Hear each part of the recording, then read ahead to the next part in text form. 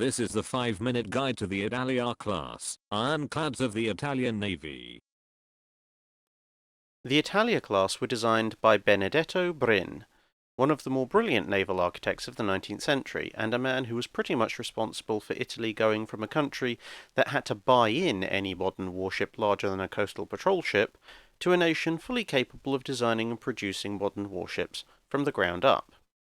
However, as with most brilliant men of the 19th century, he was also somewhat eccentric, and this showed to a significant degree in the design of this class of warship.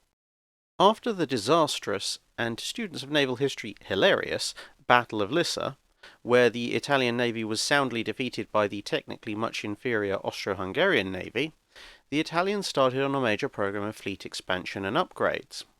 The naval standard of the 1870s was ironclad turret ships of about 10,000 tons standard displacement, with a wide variety of gun sizes and turret locations, but an average speed somewhere in the mid-teens.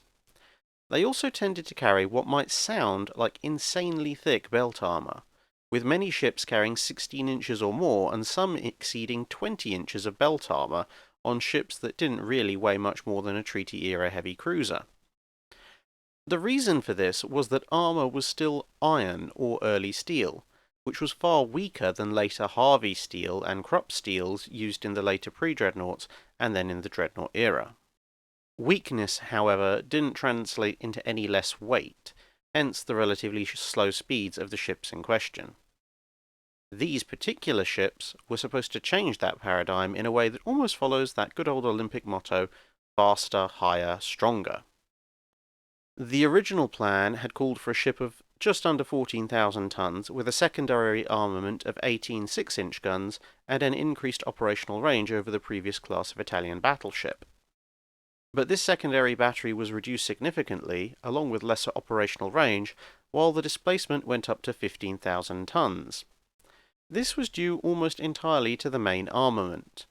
4 massive 17-inch guns mounted in pairs in an unusual lozenge-shaped barbette offset across the ship. The need to save weight everywhere to make space and weight for such a battery on a ship of this size might seem obvious. But the other concern was the blast effects of the 17-inch guns, which were so massive that there were actually very few places on the ship you could stand out in the open, say to operate a secondary battery, and remain alive, hence the reduction in the number of secondary guns. Further to this, trying to protect the ship against its own guns would have needed well over 22 inches of armour, which would have massively increased the displacement still further. Convinced, therefore, that contemporary steel alloys could not effectively defeat armour-piercing shells of the day, Brin discarded belt armour completely, in favour of a thin armoured deck and a dense multicellular construction that was designed to limit blast damage as much as possible. With this change and a considerable power plant, the ships were very fast for their day. The Italia could make 17.8 knots, while the Lepanto achieved 18.4 knots. Some have said that they were proto-battle cruisers, but this doesn't really hold up since battle cruisers were never supposed to have no armour at all, and originally also weren't supposed to be in the line of battle. Those that were designed later on for this purpose had much heavier armour protection.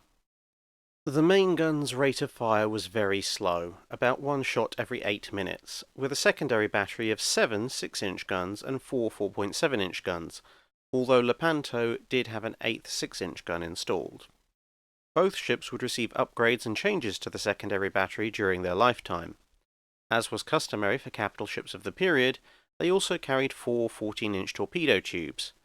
Later in her career, Italia would receive 2 additional tubes, whilst Lepanto would have hers removed completely in 1910. Both ships were laid down in 1876 and came into service in the late 1880s, spending the first decade of their careers alternating between the active and reserve squadrons of the Italian fleet. In June 1897, Lepanto steamed to Britain to represent Italy at the Fleet Review for Queen Victoria's Diamond Jubilee. The Italian Navy considered rebuilding the ships with a pair of centerline turrets instead of the open diagonal barbettes, but the project proved to be far too expensive.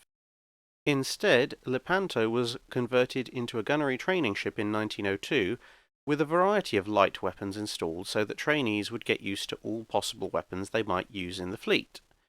Italia was modernised in 1905 through 1908, losing 2 of her funnels and several of her smaller guns, before both ships were recalled to service in 1911 after the outbreak of the Italo-Turkish War. After the capture of Tripoli in October, both ships were sent to the city to provide gunfire support for the defenders. Lepanto was briefly decommissioned in 1912, but was reinstated in 1913 as an auxiliary before being decommissioned again in 1915 and broken up for scrap. Italia continued in service throughout World War I, initially as a guard ship and then in 1917 as a grain carrier. The ship was returned to the Navy in January 1921 and was then decommissioned and also sold for scrap. That's it for this video. Thanks for watching. If you have a comment or suggestion for a ship to review, let us know in the comments below. Don't forget to tag your question with Q&A if you want to leave a question for the dry dock.